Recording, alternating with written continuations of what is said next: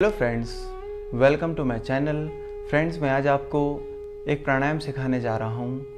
प्राणायाम का नाम रहेगा कर्ण रोगांतक प्राणायाम। फ्रेंड्स, इस प्राणायाम को हमें ज़रूर करना चाहिए। इसके अगर फ़ायदों की बात की जाए तो ये हमारी ब्यूटी के लिए, जैसा कि आप जानते हैं कि आज हम जितने भी लोग होते हैं, खासकर माताएं बहनें हमारी, वो सुंदरता के पीछे बहुत सारा पैसा अपना खर्च कर देती हैं। सौंदर्य के प्रसाधनों के लिए हम नई नई चीज़ें खरीदते हैं, लेकिन आपको ये पता होना चाहिए कि जो सुंदरता होती है वो बाहर का विषय नहीं है, वो अंदर का विषय है। और उसके लिए कुछ खास प्राणायाम बने हैं, जिनमें से एक प्राणायाम कर्ण रोगांतक प्राणायाम भी होता है। तो खासकर अवेयरनेस हमारी माताओं बहनों में रहती है कि हमें सुंदर होना है, हमें तो चेहरे पर एकदम ताजगी लेकर आनी है, क्योंकि हमारा चेहरा सबसे ज़्यादा जो इम्प्रेशन डालता है हमारा चेहरा ही डालता है।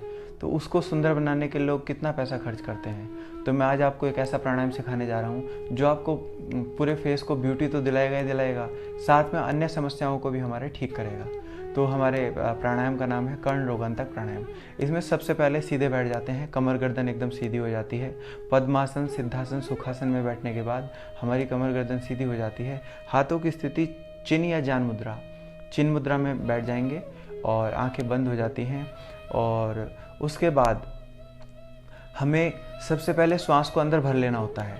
श्वास को गहरा लंबा अंदर भर लें और उसके बाद दोनों हाथों को नमस्कार मुद्रा में बनाते हैं।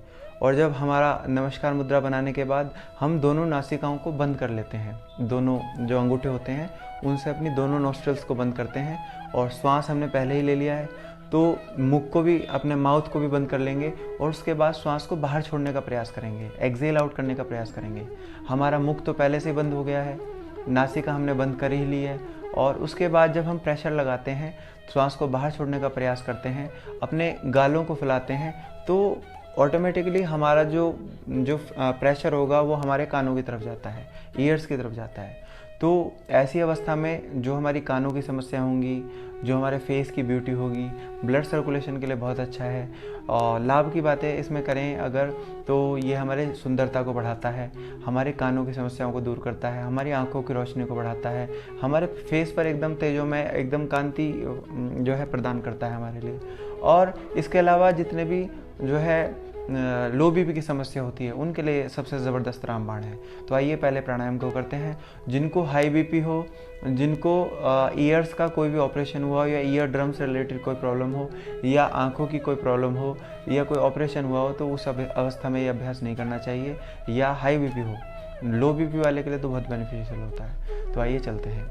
सबसे पहले आंखें बंद कर लीजिए, उसके बाद दोनों हाथों को नमस्कार मुद्रा में ले आइए, श्वास को अंदर भरिए।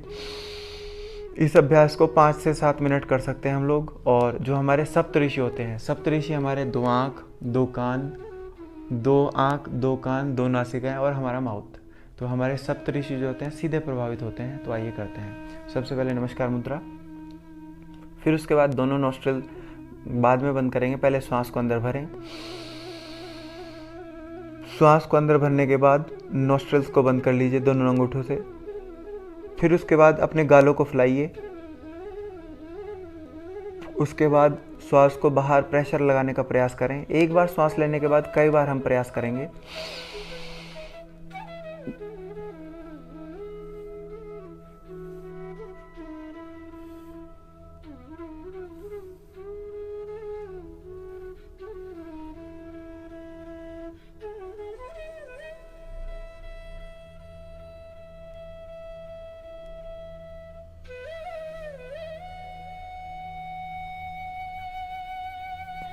जब आपका श्वास बिल्कुल न रुक रहा हो तो श्वास को फिर से एक बार एक्सेल करें और फिर से श्वास को अंदर भरें। फिर उसके बाद एक बार प्रयास करें।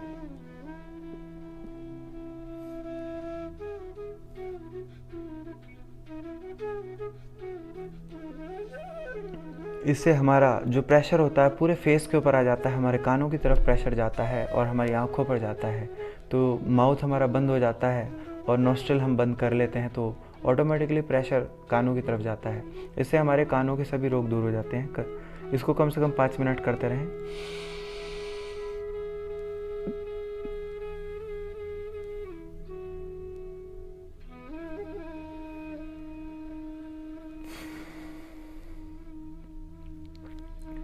फिर से श्वास को अंदर भरें।